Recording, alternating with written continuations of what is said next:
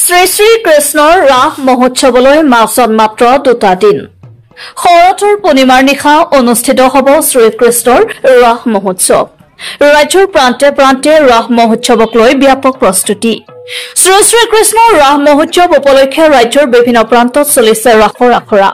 বিভিন্ন প্ৰান্তৰ সমান্তৰালকৈ ব্যতিক্ৰম নহয় নগৰ পুৰণিগুদাম নলবৰা গাঁওবাসীও।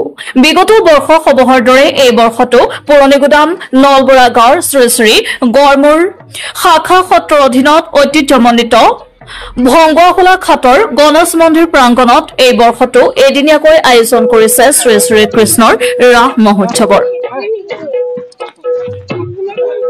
যেহেতু অসমীয়াৰ প্ৰাণৰ শিল্পী হিয়াৰামঠু জুবিন গাৰ্গৰ মৃত্যুক যেন আজিও সহজে মানিব পৰা নাই ৰাজ্যবাসীয়ে।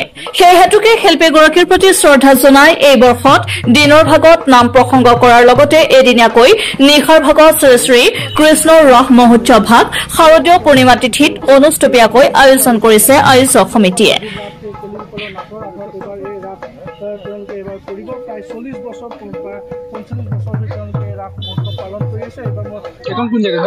এখন হৈছে পুৰণিগুদাম চলচলি নলবৰা গাঁও ভংগুৱাখোলা ঘাট গড়মূৰ সত্ৰৰ অধীনত ভংগুৱাখোলা ঘাট।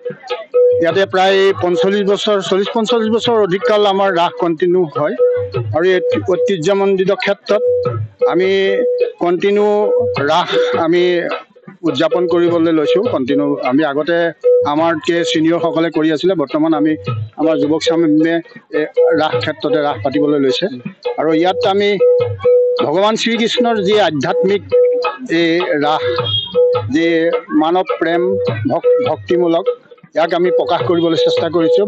ভগৱন্তৰ যি জীৱাত্মা আৰু পৰমাত্মাৰ যি মিলন হয় সেই মিলনৰ মাজেৰে ৰাস ক্ৰিয়াৰ দ্বাৰা যেনেকৈ ভগৱন্তৰ গুণানুকীৰ্তন কৰা হৈছে আৰু ইয়াতে আমি 15 তাৰিখলৈ আমি এখন পূৰ্ণাংগ কেলিগোপাল নাট আমি কৰিবলৈ চেষ্টা কৰিছোঁ। তাতে সকলো ৰাইজ এই অঞ্চলৰ নলবৰা গাঁৱৰ ওচৰ পাজৰৰ সকলো ৰাইজে আমাক সহযোগিতা কৰিছে। আমি ইয়াৰ মাজত যে জাতিটোৰ অনৈক্যৰ মাজত ঐক্যতাৰ সৃষ্টি কৰাৰো চেষ্টা কৰিছোঁ আৰু আমি ভক্তপ্ৰাণ ৰাইজসকলৰ সহায় সহযোগিতা পাইছোঁ। আমি জুবিন দাৰ মৃত্যুৰ পিছত আমি আগতে দুদিনীয়াকৈ পাতোঁ, এবাৰ জুবিন দাৰ মৃত্যুৰ কাৰণে আমি এদিনীয়াকৈ লৈছোঁ। যিহেতু সকলো ৰাইজ তেখেতৰ হেৰিত নিয়মান শোকত নিয়মান, গতিকে আমি এদিনীয়াকৈ কাৰ্যসূচী। কিমান গোপীয়ে অংশগ্ৰহণ কৰিছে? গোপীয়ে বৰ্তমান আমাৰ প্ৰায় 80জনী গোপীয়ে আমাৰ অখৰা কৰি আছে। অখৰা আজি আমি 15 দিন হৈছে আজি হয়। স্থানীয় আৰু আঁতৰৰ পৰা 2-4জনী আহে, কিন্তু আমাৰ স্থানীয় প্ৰায় 80গৰাকী গোপী হয় আৰু বাকী আৰু অন্যান্যৰ পৰা আহে। আমি 150মান গোপী হ'ব বুলি আশা কৰিছোঁ।